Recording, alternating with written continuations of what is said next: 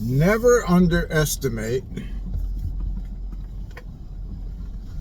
your ability, or not the ability, probability. Never underestimate the probability of your being misunderstood.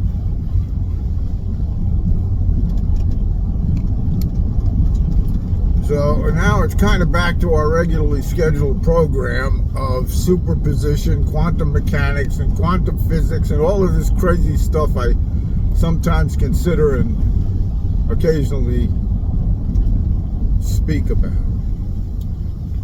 You know, in the sense that all of that stuff, the quantum stuff, is about reality and is about matter, materials, particles, atoms, waves, electromagnetic fields, all these things of what is the nature of reality, the stuff that we touch, what is it really, how does it exist, on what level do things occur, and all of that.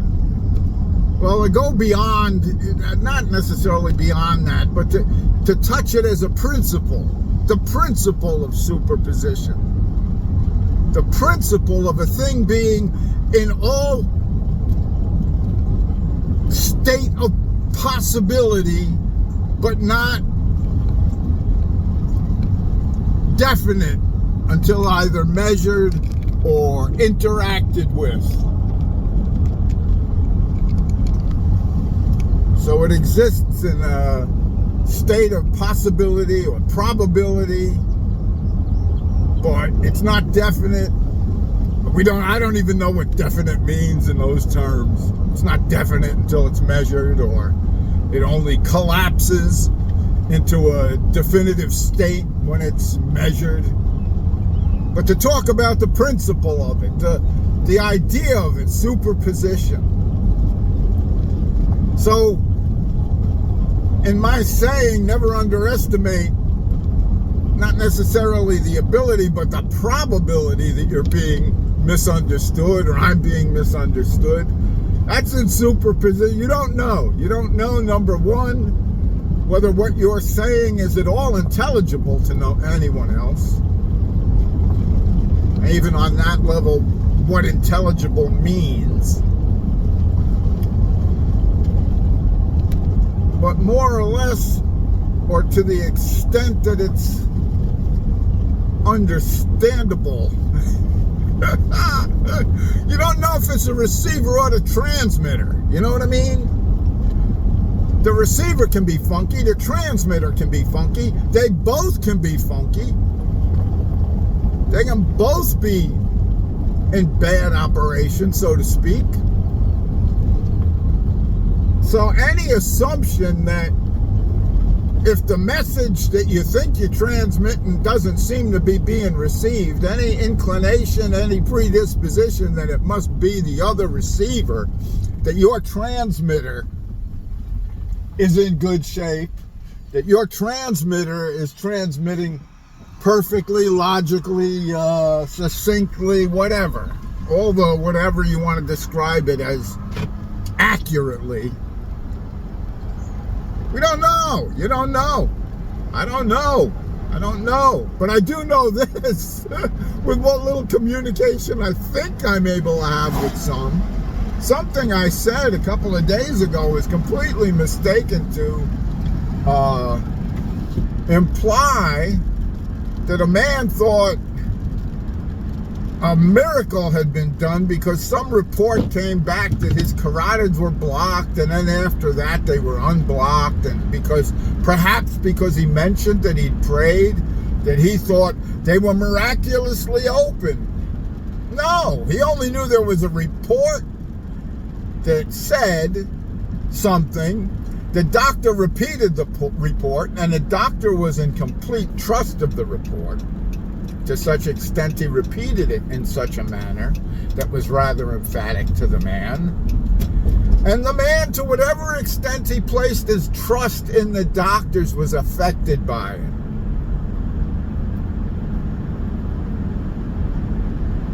Do you know what I'm saying?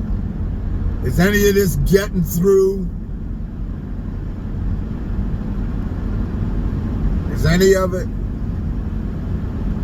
Can it be broken down?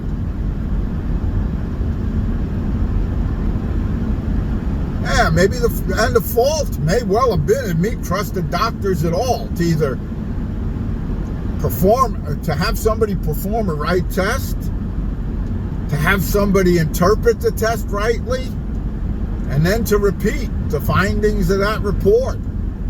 There could be a breakdown anywhere along the way that shouldn't have been done. I don't know you. You don't know me. I get, it's ridiculous. It's just ridiculous. If some telemarketer calls you and tells you that, hey, there's a great opportunity for you to get in on the ground floor and quadruple your money in 2 weeks. Yeah. You're going to take that however you're going to take it. If your mother calls you or your sister calls you and she says, hey, I just quadrupled my money in 2 weeks. There's an opportunity. I think you know where I'm going. One is going to have a different effect. So yeah, the doctor telling me that, it had an effect. I'm not denying that. But I'm sure not saying, oh, I prayed and think, oh, the doctor could have been wrong from the get-go. And that seems more likely to me that the doctor, even though he read the report right, because he was careful to show it to me before he discharged me. See here, it says in the report, they don't see it. There's no flow shown on the ultrasound above a certain level. See? I'm sure he was pretty careful to kind of make a reason for why he came in and said to me, oh, you don't care that you're 100% blocked. Yeah, because in hindsight, we did have a good discussion about things. But in hindsight, I'm sure he kind of took to heart, maybe it's not always wise to approach people with that kind of whatever.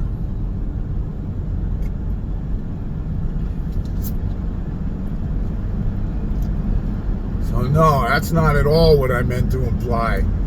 All of it was to the end of a man found himself because of what he had been brought to be in the place, and the thing that brought him to it didn't matter in the sense of the experience of it. He'd been there before. He'd known what it was to be in a place of being so grateful. He's seen what he's seen. See? He can't even say what he's seen was absolutely accurate.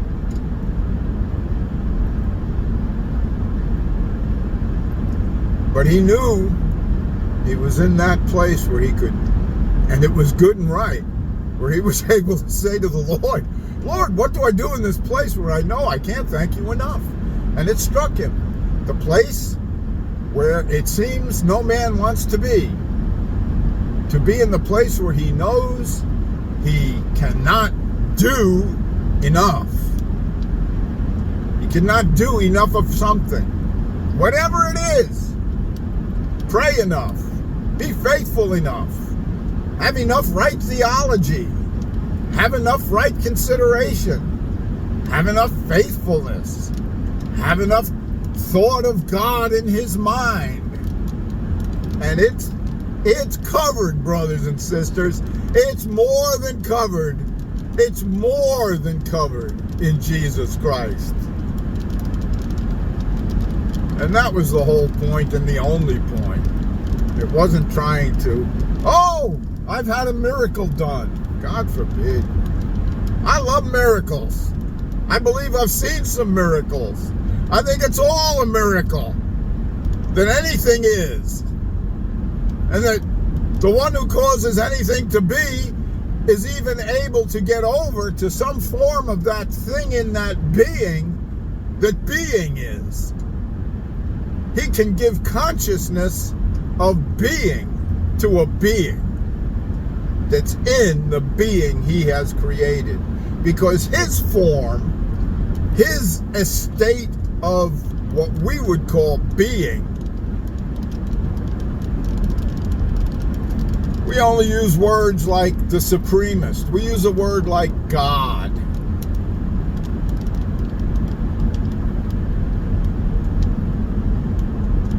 The thing beyond which see, even there, I said thing. No.